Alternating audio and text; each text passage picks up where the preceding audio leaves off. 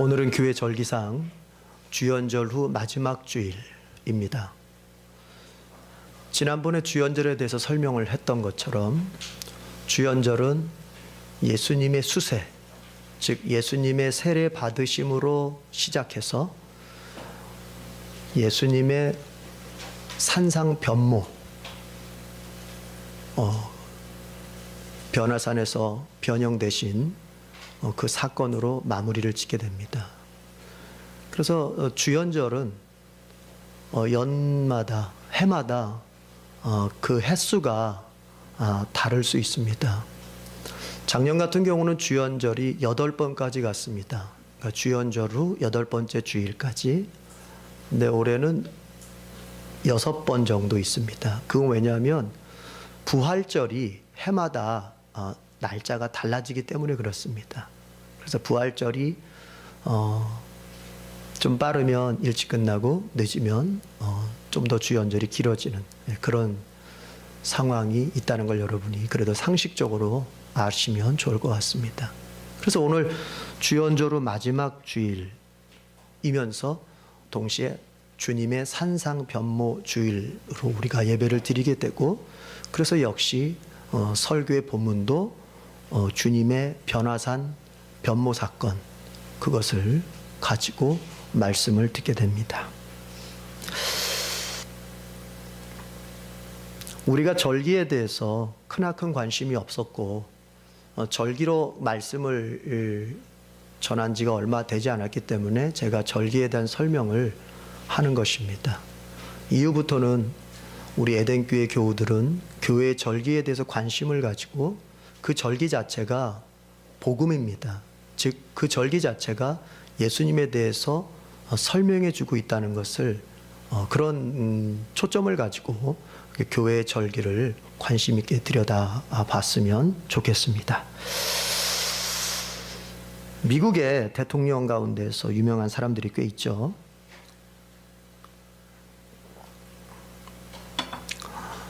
그 가운데서도 미국의 그 아이젠하워 대통령은 군인 출신이죠. 2차 세계대전의 전세의 흐름을 바꿨던 그 프랑스의 노르만디 상륙작전의 아주 기획자이고 그것을 완성하신 그런 군인이죠. 그리고 나중에 대통령까지 되는. 그런데 그가 처음부터 그렇게 잘 나갔던 군인은 아니었던 것 같습니다. 그 아이젠하워가 군에 있을 때 10년째 소령에서 진급이 되지 않았다 그래요. 빨리 진급을 해야 되는데 그의 동료들은 중령으로 대령으로 진급하는데 벌써 10년째 진급이 소령에서 머물러 있는 거예요. 고통이 얼마나 컸겠어요. 군인들은 진급이 꿈 아닙니까? 진급으로 먹고 사는 건데. 그런데 소령에서 10년째 머물러 있어요. 가족들 보기도 민망해요. 정말 살맛이 나지 않았을 것 같아요. 또 이런 남편을 둔 대부분의 부인네들은 어떻습니까? 당신은 도대체 왜 이렇게 진급을 못해? 아니 남들 다 하는 진급을 왜 당신은 왜 못해? 당신이 머리가 없어, 손발이 없어, 뭐가 부족해? 왜 그렇게 못해? 뭐 이렇게 하기가 십상이잖아요. 설령 겉으로 그런 말을 안 하더라도 그런 마음으로 남편을 보기가 쉽죠. 에휴 병신 같은 거 이러면서 속으로 말은 안 하더라도 그렇게 보기가 쉽잖아요. 만약에 그런 식으로 남편을 대했더라면 아이젠하워 대통령은 탄생하지 않았을 겁니다. 그러나 아이젠하워의 부인이었던 매미 여사는 언제나 남편에게 이렇게 얘기했다 그래요. 여보, 전 당신을 믿어요. 진급은 생각하지도 말고 교육의 1인자가 되세요. 반드시 당신에게 기회가 올 거예요. 아이젠하워는 군에서 교육장교였어요. 교육장교. 그래서 그는 아내의 말에 힘을 얻어서 군사교육을 연구하는 데 전념했어요. 그리고 나서 마침내 군에서 인정받는 교육의 1인자가 되었습니다. 그러니까 군사교육의 그 모든 분야를 깊게 공부했더니 나중에 노르만디 상륙작전 같은 그런 작전도 만들어낼 수 있는 거거든요. 이때부터 고석 승진이 되었다 그래요. 중령, 대령을 거쳐서 별을 달고 해군의 사령관이 되고 나중에는 미 합중국의 대통령 자리에까지 오르게 되었던 거죠. 여러분, 말이 참 귀합니다. 특별히 어떤 말? 남을 격려하는 말이 참 귀합니다. 가만히 살펴보면 역사상에 위대하게 된 남자들이 참 많아요. 그런데 그 위대하게 된 남자들의 배후에는 격려를 잘하는 아내들이 있었더라고요. 바가지 긁고 지지고 볶고 싸우는 아내가 있으면 남자가 성공을 못하고, 실패하는 또 뭔가 더 나아가지 못하는 남편을 바라보며 따뜻한 격려의 말 한마디, 그것이 그 남자의 인생의 전환점을 이루고 그 남자의 인생에서 성공을 거머쥐게 하는 그런 원동력이 되었다는 겁니다. 어디 그게 남편에 대한 아내의 모습뿐이겠어요? 아내에 대한 남편의 격려의 말도 역시 아내로 하여금 인생을 새롭게, 그리고 더 열심히, 더 그리고 기쁘게 살 수 있는 힘을 제공할 것입니다. 중요한 것은 누군가를 격려한다고 하는 것은 그것은 정말 인생에서 꼭 필요한 거예요. 또 격려받는 것 역시도 인생에서 꼭 필요한 거예요.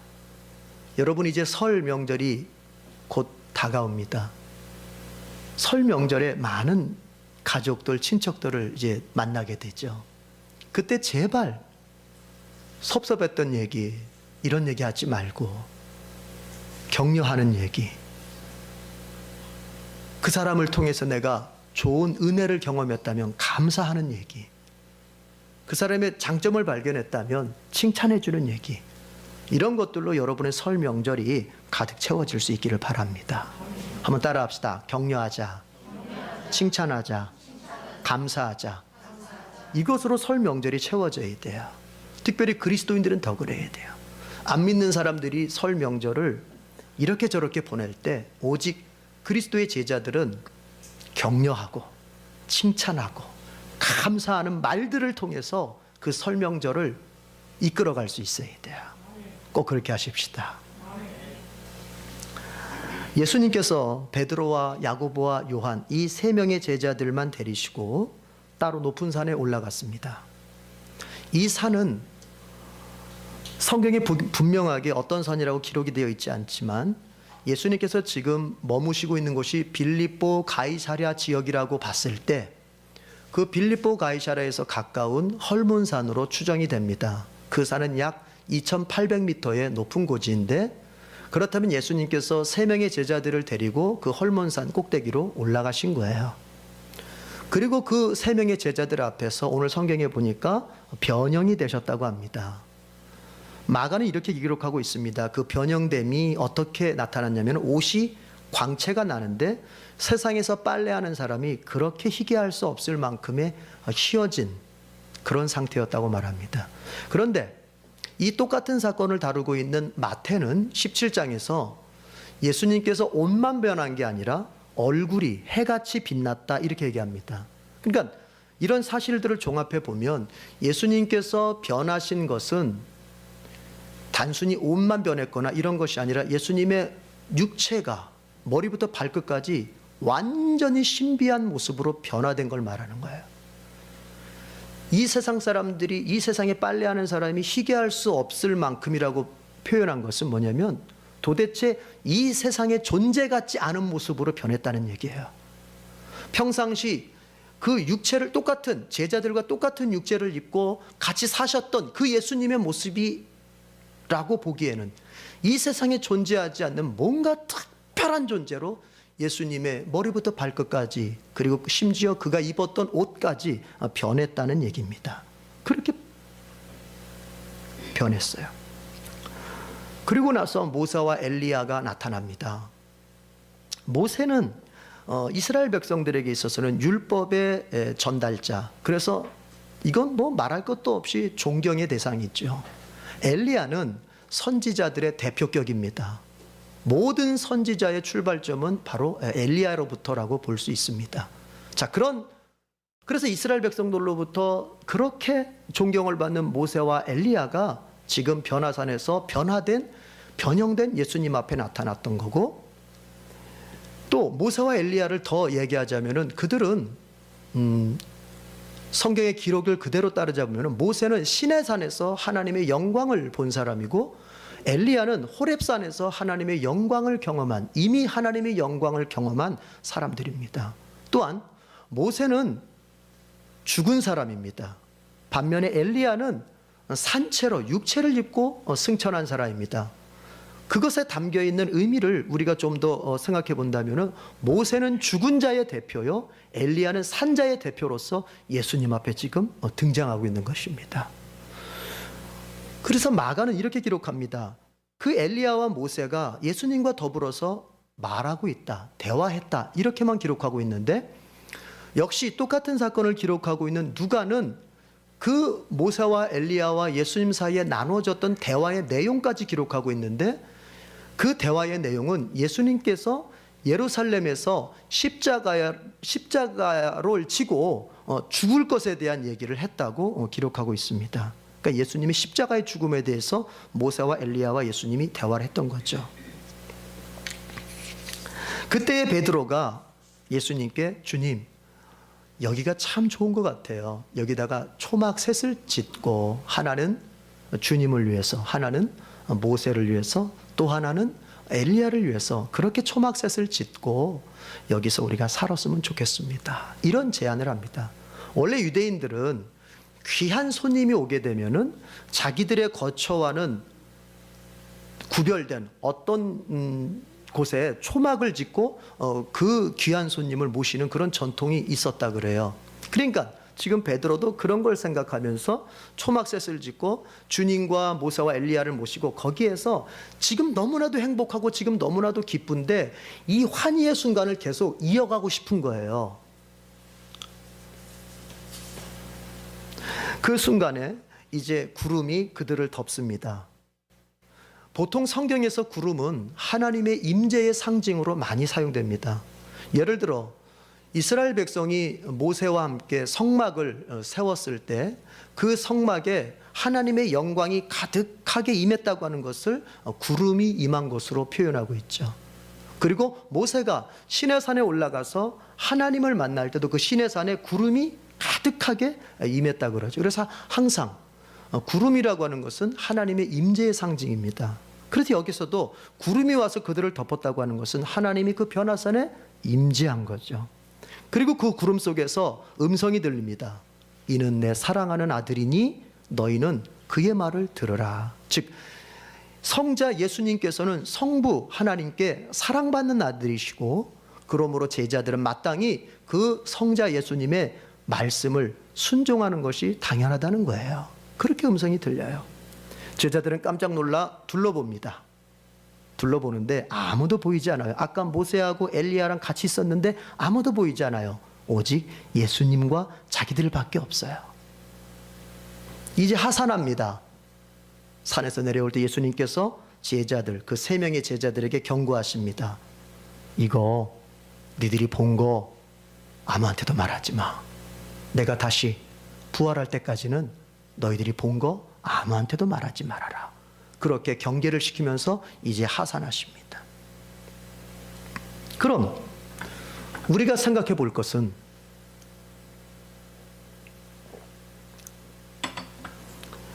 이런 내용의 변화산 체험이 왜 필요했던 것일까입니다. 변화산의 신비 체험이 제자들에게 왜 필요했던 것일까? 더 나아가서 이 마가복음을 읽게 되는 1차 대상자들에게 왜 이 기록이 필요했을까? 한 걸음 더 나아간다면은 21세기를 살고 있는 우리에게 왜 성경 속에 이 변화산 사건은 여전히 필요한 것일까를 생각해 봐야 됩니다. 먼저 이 변화산의 체험이 주님의 제자들에게 필요했던 이유가 뭘까요? 다시 말하면 변화산의 그 신비 체험의 본질적인 의미가 무엇일까? 이것을 알기 위해서는 그 변화산으로 가시기 전에 그 배경을 이해할 필요가 있습니다. 예수님께서 변화산으로 제자들을 데리고 가시기 전에 8장의 주로 내용이 뭐였냐면, 이제 예수님께서 빌립보 가이사랴에 도착하시면서 제자들에게 묻습니다. 얘들아, 사람들이 나를 보고 뭐라고 하더냐? 그러자 베드로가 하는 말이 그러니까 제자들이 하는 말이 뭐 엘리야나 에레미야나 뭐 여러 선지자 중에 하나라고 하던데요. 그러자 예수님께서 제자들에게 그러면 너희는 나를 누구라고 하느냐? 누구라고 생각하느냐? 그러자 베드로가 대답합니다. 주는 그리스도이십니다. 바꿔 말하면 주는 메시아이십니다. 이것이 이제 마태복음의 기록에서는 주는 그리스도시요 살아계신 하나님의 아들이십니다. 이렇게 기록했다고, 이렇게 고백했다고 그러죠. 어쨌든 베드로가 거기서 예수님을 신앙 고백을 하게 돼요. 예수님께서는 그때 그 신앙 고백을 들으시고 나서 이제 제자들에게 이런 말씀을 하십니다. 얘들아, 내가 곧 이제 대제사장과 서기관들과 장로들에게 넘겨져서 심한 고난을 당한 다음에 십자가에서 죽게 될 것이다. 그리고 내가 3일 만에 다시 부활하게 될 것이다. 이런 얘기를 하세요. 그러자 그 제자 중에 베드로가 예수님을 붙들고 아주 강하게 항변합니다. 그 실제 모습은 여러분 상상을 초월하는 모습이에요. 예수님의 몸을 막 붙들고 흔들어 대면서 베드로가 항변하는 거거든요. 그럴 수 없습니다. 그럴 수 없습니다. 주님께서 그렇게 되도록 우리가 가만 두지 않겠습니다. 절대 그렇게 죽으실 수 없다고 베드로가 항변을 하죠. 그러니까 예수님께서는 제자들에게 내가 많은 고난을 받고 십자가에서 죽을 것이다.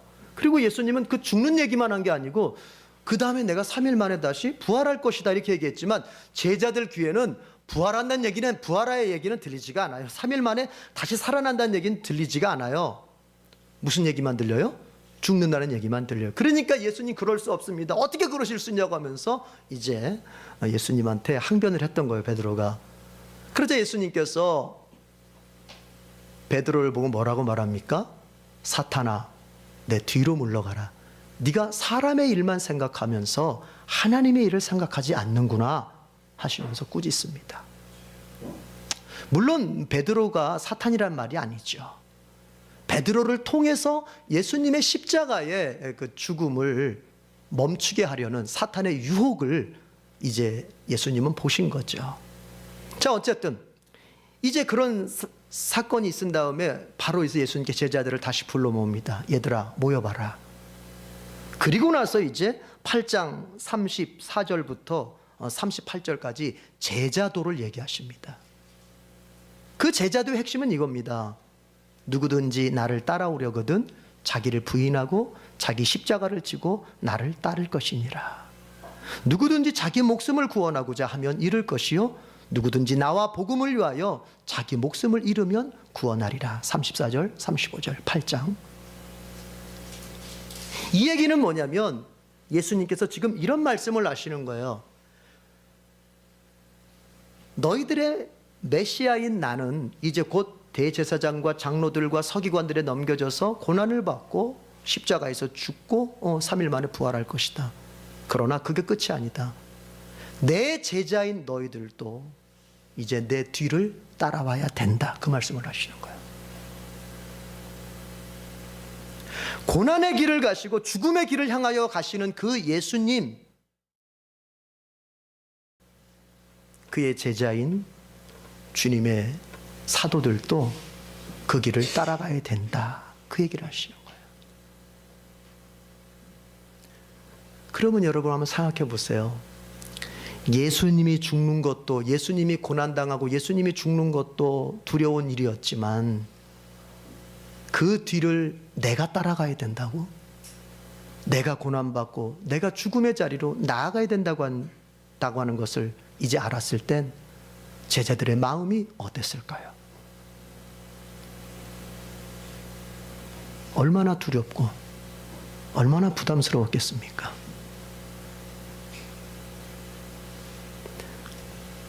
그러나 예수님은 거기서 그 얘기를 만 하고 끝내신 게 아니라 이런 얘기를 하세요.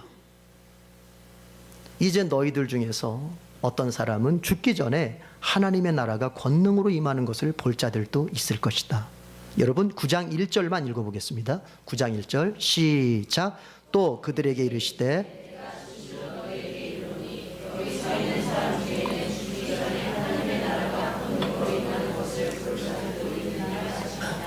이렇게 고난의 길을 가고 죽음의 길을 가는 이 스승을 따라서 내 제자인 너희들도 따라와야 되는데, 이제 너희들 가운데서 어떤 사람은 하나님의 나라가 권능으로 임하는 것을 직접 목격하는 사람들도 있을 것이다. 이 말씀 하시고 이제 2절 들어가면 엿새 후에 예수께서 이렇게 나가는 거예요. 그러니까 이 엿새 후라는 말이 어떤 날로부터 엿새 후인지 이제 이해할 수 있겠죠. 예수님께서 제자들도 고난의 길을 가고 죽음의 길을 가야 된다고 하는 그 제자들을 말씀하시고, 그리고 너희들 가운데서 하나님의 나라의 그 임함을 경험하는 사람이 있을 것이라고 하는 그때부터 6일 후에 이제 예수님께서 베드로와 야고보와 요한을 데리시고 바로 그 변화산에 올라가시는 거예요. 그러면 그 변화산에서 그 제자들이 체험한 건 뭐냐? 한마디로 하나님의 나라가 임한 것을 체험한 거예요. 바로 9장 1절에서 너희 중에 어떤 사람은 하나님의 나라가 권능으로 임하는 것을 볼 자들도 있다고 말씀하신 그것을 실제로 3명의 제자들에게 체험케 하신 거예요. 약속을 지키신 거예요. 그러니까 변화산 사건은 무엇이냐면은 하나님의 나라가 임한 사건이에요. 단순히 신비함이다, 신비한 모습이다가 아니라 하나님의 나라가 임하는 사건이에요. 그것은 곧 예수님께서 재림의 때에 하나님의 나라를 가지고 우리에게 임하실 때 그의 제자들이 얻게 될 그 영광과 그 기쁨과 그 놀라움과 그 신비함을 변화산에서 3명의 제자들에게 미리 맛보기로 보여주시는 거예요. 그럼 이게 왜 필요했을까? 주님의 재림 때에, 그러니까 변화산 사건은, 변화산의 신비체험은 주님의 재림에 대한, 따라합시다, 예고편. 아주 재미있는 영화가 있으면은 그 영화를 이제 보게끔 하기 위해서 예고편을 띄우잖아요. 그 예고편이에요. 주님께서 이 땅에 재림하시는 그날 주님의 제자들은 얼마나 영광스러운, 그리고 얼마나 신비한, 그리고 얼마나 큰 기쁨의 하나님의 나라를 얻게 될 것인지에 대해서 그 예고편을 보여주시는 거예요. 그럼 이게 왜 필요했을까요? 이 예고편이 왜 필요했겠냔 말이에요. 제자들의 불안함과 두려움 때문에 그렇습니다. 지금 예수님께서 제자들에게 내가 고난의 길을 가고 죽음의 길을 가는 것처럼 너희도 내 뒤를 따라서 그 길을 가게 될 텐데 하는 그 말에 제자들은 지금 두려워졌고 불안해졌습니다. 우리가 그 길을 어떻게 가? 우리가 그 길을 어떻게 감당해? 그래서 도망가고 싶고 회피하고 싶은 마음이 생길 텐데, 주님께서 그런 마음 속에다가 그런 마음을 가진 제자들에게 너희들이 왜 이 고난과 죽음을 통과해야 되고 견뎌야 되는지를 알려주시기 위해서, 이 고난과 이 죽음 뒤에 무엇이 있다? 하나님의 나라에 그 임함이 있다는 거예요.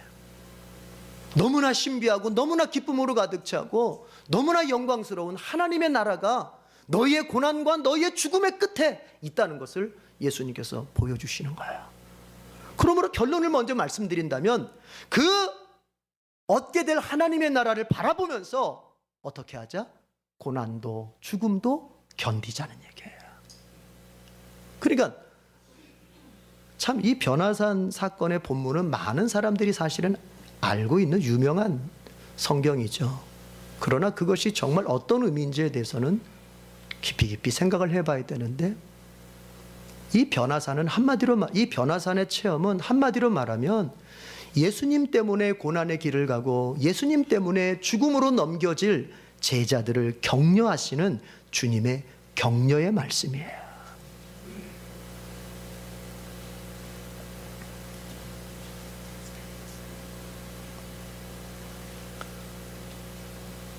마가는 이것을 기록해서 이제 자신의 복음서를 써서 로마에 있는 그리스도인들에게 보내게 됩니다. 그래서 마가복음이죠. 이 마가복음을 맨 처음 전해받고 읽게 되는 그리스도인들, 당시의 로마의 그리스도인들은 어떤 처지 가운데 있었냐면은 로마 네로 황제의 그 박해와 핍박 속에서 너무나 큰 고통을 겪고 있었어요. 매일매일 그리스도인이 발각되어서 죽음의 자리에 넘겨지고, 또 언제 내가 예수 믿는 것이 발각되어져서 죽음의 자리로 또 던져지게 될지 불안해하면서 하루하루를 살아가고 있는 바로 그 로마의 그리스도인들에게 마가는 이 복음서를 써서 읽히는 것입니다. 64년경에 로마에 큰 화재가 일어나요. 로마가 14개의 구역으로 이루어져 있는데 10개의 구역이 다 타고 4개의 구역만 남을 정도로 이건 대화재예요. 로마가 완전히 사라져버릴 정도의 큰 화재였어요. 그런데 소문이 들리기를 이 화재는 황제 네로가 저질렀다, 이렇게 소문이 났어요. 평소에 그의 정신병적 증상, 어떤 시적인 영감을 얻기 위해서 로마에 화재를 냈다고 하는 그런 꼬리에 꼬리를 무는 소문들이 일어난단 말이에요. 이때 네로는 자기를 의심케 하는 이런 소문들을 잠재우기 위해서 그 화재의 원인을 그리스도인들에게 덮어 씌워버립니다. 예수 믿는 사람들이 로마에 앙심을 품고 불을 질렀다, 이렇게 덮어 씌워버려요. 그러면서 그리스도인들은 그 전에도 로마의 그 황제 숭배 사상 때문에 이미 박해를 받고 있었지만, 네로가 그렇게 그리스도인들에게 화재의 원인을 돌려버리자 로마는 높은 사람이든 낮은 사람이를 떠나서 로마 시민 자체가 이제 그리스도인들을 적대시하면서 한 사람 한 사람 죽이기 시작하는 거예요.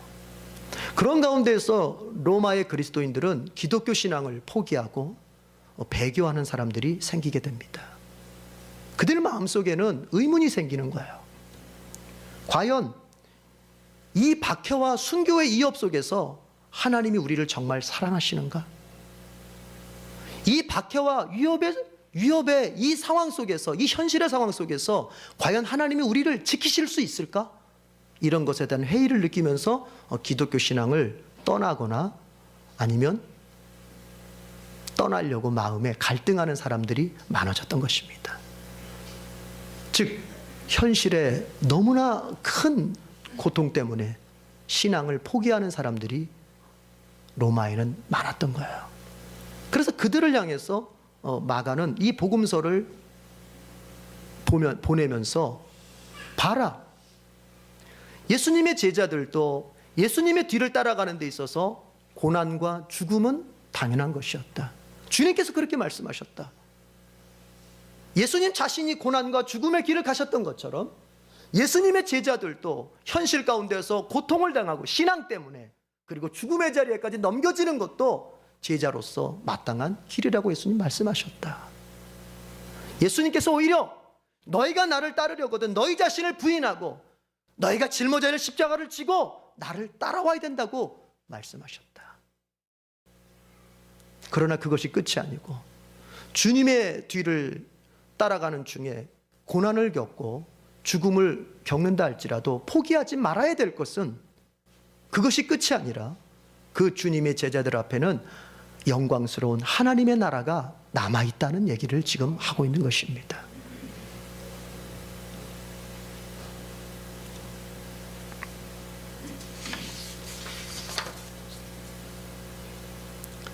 고통을 받다 보면, 현실에서 어려움을 겪다 보면 정말 하나님이 나를 사랑하시는 게 맞나? 이런 생각을 가질 수 있죠. 물질적인 고통이나 건강의 고통이나 관계의 고통이나 그 문제의 종류가 어떠한 것이냐를 떠나서 감당할 수 없는 고통에 놓여지면 하나님이 정말 나를 사랑하시나? 하나님이 정말 나와 함께 하시나? 하나님이 과연 내 인생 속에 관심은 가지고 계시는가? 하나님이 과연 이 고통의 문제를 해결하실 수 있는 능력자가 맞는가? 이런 생각을 하게 됩니다. 그런 생각을 가진 사람들에게 오늘 복음서는 이렇게 말하고 있습니다. 여러분 7절을 한번 보십시오. 7절 다 같이 읽어보겠습니다. 시작. 마침 구름이 와서 그들을 덮으며 구름 속에서 소리가 나되 이는 내 사랑하는 아들이니 너희는 그의 말을 들으라 하는지라. 이는 내 사랑하는 아들이다. 예수님은 이제 고난과 죽음의 자리로 넘겨질 뿐입니다. 유대인들의 그 박해와 또 유대인들이 주는 십자가의 죽음에 이제 내던져질 그런 순간에 서 있습니다. 그럼에도 불구하고 이렇게 하나님 말씀하십니다. 예수는 내 사랑하는 아들이다. 여러분, 이 말씀을 읽을 때에, 마가복음을 읽으면서 이 말씀을 읽었을 때에 로마에 있던 그리스도인들은 어떤 마음을 가졌을까요? 우리가 지금 박해받고 고난 속에 살아가는 이것이 하나님으로부터 버림받은 증거가 아니라, 하나님의 사랑이 우리에게서 떠났다는 증거가 아니라 여전히 하나님이 우리를 사랑하신다는 증거이구나. 예수께서 고난과 죽음의 자리에 있는 순간조차도 하나님께서는 그 예수님을 사랑하는 내 아들이다라고 선포해 주시는 것처럼, 고난과 죽음의 자리에서 하루하루를 두려워하며 살아가고 있는 우리 역시도 여전히 하나님의 사랑받는 자녀이구나. 여러분, 이런 마음이 들지 않았겠습니까? 우리도 마찬가지입니다. 아무리 이 현실이 우리를 고통과 죽음의 자리로 내몰고 우리로 하여금 더 이상 소망을 가질 수 없을 만큼의 아픔을 주는 현실이라 할지라도, 그 자리에 서 있는 우리가 하나님으로부터 외면당하거나 하나님으로부터 더 이상 사랑받을 수 없는 존재가 아니라 여전히 하나님의 사랑받는 자녀라고 하는 믿음을 우리는 이 말씀을 통해서 가질 수 있습니다. 모든 것이 잘 되고, 물질적으로, 건강으로, 가정으로, 사업으로 모든 것이 형통하고 잘 될 때에만 하나님이 나를 사랑하신다고 믿기 쉬운 우리의 참 연약한 믿음입니다. 그러나 성경은 이렇게 말합니다. 내가 고난의 자리, 박해의 자리, 심지어 죽음의 자리로 나아간다 할지라도 그 순간 역시도 하나님은 나를 사랑하시고 계시고 하나님은 여전히 나와 함께 계신다. 여러분 상상해 보십시오. 이 글을 읽었을 때 로마 교인들은 드디어 이제 어떻게 결심합니까? 죽자.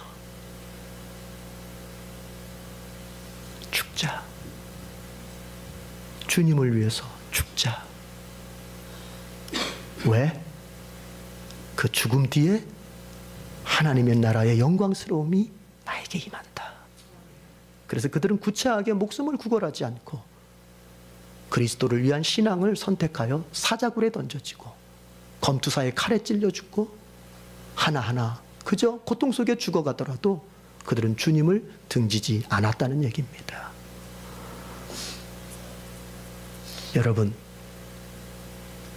예수님 때문에 여러분의 현실이 너무 어렵습니까? 저는 에덴교회를 목회하면서 그동안 에덴교회를 거쳐간 많은 사람들을 봐왔습니다. 아마 그들이 여기에 다 모여 있더라면 지금의 여러분 이 자리에 있는 숫자만큼 될 겁니다. 절반의 사람이 에덴교회를 왔다가 거쳐 지나갔습니다. 거기에는 이유들이 다양합니다. 그러나 대부분, 그들 중 대부분은 이런 이유 때문에 떠나갔습니다. 예수님을 위해서 고난받기가 싫었습니다. 예수님의 제자답게 살기 위해서 훈련받고 예수님의 제자답게 살기가 싫었습니다. 그냥 어떤 교회들처럼 내가 죄짓고 살아도 여전히 잘하고 있다고 말해주고, 내가 예수님의 사람답게 살지 않고 있는데도 괜찮다고, 그래도 천국 갈 수 있다고 말해주는 그런 교회들이 더 좋았다는 것입니다. 여러분, 예수님 때문에 너무나 힘듭니까? 어쩌면 예수님을 몰랐었더라면 직종을 선택하는 데 더 그 길이 넓었을 것이고, 예수님을 몰랐더라면 내가 배우자를 선택하는 데 있어서도 더 쉬웠을 것입니다. 어쩌면 예수님을 믿지 않았더라면 내 육적인 욕망들을 누려가면서도 내가 천국 갈 수 있는 길도 얻을 수 있었을 것입니다. 내가 예수님을 몰랐더라면 사업하는 사람들 같으면 남들 하듯이 적당히 이중장부 쓰고 세금을 탈루하고 하면서도 양심의 가책 없이 살았을 수 있을 것입니다. 내가 예수님을 몰랐더라면 인간관계에서 적당한 속임수를 써가면서 그 사람을 가지고 내가 사용하는 일들에 대해서도 죄책감 없이 살았을 수 있을 것입니다.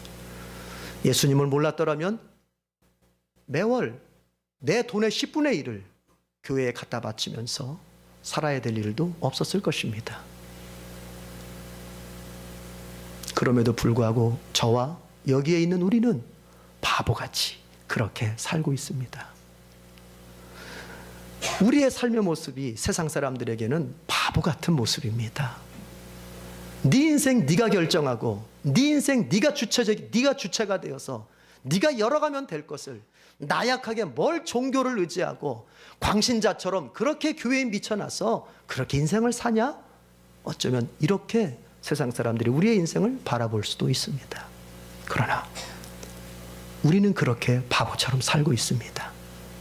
왜 그렇습니까? 우리는 알고 있고 믿고 있는 게 있습니다. 이 세상의 삶이 끝이 아니다. 이 세상 삶 너머에 우리 아까 곽 집사님 인도하는 찬양에도 나왔지만 우리가 가서 살아야 할 본향이 있다는 것을 믿기 때문에 그렇습니다. 이 세상의 삶이라고 하는 것은 그냥 지나가는 나그네 삶입니다. 우리가 여기 영원히 머물러 살 곳이 아니라고 믿기 때문에 그렇습니다. 지금 이 현실에서는 예수 믿는 것 때문에, 신앙 때문에 손해를 보고 내가 고통을 당하고 아픔을 겪지만 이것을 지나 이 인내의 세월을 지나 우리가 주님 만날 때는 주님께서 영광스러운 모습으로 변했듯이 내가 영광스러운 모습으로 변해 있을 것이고, 그 제자들이 베드로가 너무나 기뻐서 여기에서 마냥 살고 싶습니다 라고 고백할 정도의 그 기쁨이 하나님의 나라 속에서 우리에게 주어질 것을 믿기 때문에 오늘 예수님 때문에 손해보고 예수님 때문에 아프고 예수님 때문에 고통받는 세월도 견뎌내는 것입니다. 많은 사람들이, 많은 목사들이 이렇게 얘기합니다. 조금만 참어 잘 될 거야. 조금만 참어 성공할 거야. 조금만 참어 돈 많이 벌 거야. 여러분, 성경은 한 번도 우리에게 그렇게 약속한 적이 없습니다. 여러분, 제가 진실을 얘기할게요. 그게 성경의 진실이에요. 우리가 좀 더 참는다고 우리가 돈을 많이 벌 가능성 있을 수도 있고 없을 수도 있습니다. 내가 좀 더 참는다고 앞으로 우리에게 항상 웃는 날만 있을 거라고 생각해도 안 됩니다. 우리가 주님께서 우리를 위해 예비하신 그 본향 하나님의 나라에 도착할 때까지는 우리는 이곳에서 주님 때문에 아프고 주님 때문에 울고 주님 때문에 손해도 보고 주님 때문에 때로는 관계가 깨어지는 것도 경험하고 주님 때문에 내 자존심이 밟히고 주님 때문에 내 명예가 먹칠해지는 그런 일을 반복하면서 겪게 될 것입니다. 그러더라도 우리는 그 주님 따라가는 길을 포기하지 않을 것입니다. 저는 그렇습니다만 여러분은 어떠신지요? 왜요? 변해산에서 주님의 제자들에게 주님의 그 하나님의 나라의 영광스러움이 임하는 것을 보여주셨듯이 저와 여러분도 이미 하나님 나라의 영광스러움을 성경을 통해서 바라보고 있고 믿고 있기 때문에 그렇습니다. 조금만 더 인내하고 주님께서 나에게 가져다 주실 하나님의 나라를 바라보면서 우리의 고통의 삶의 자리에서 여전히 믿음으로 살아낼 수 있는 귀한 성도들이 되기를 바랍니다. 기도하겠습니다.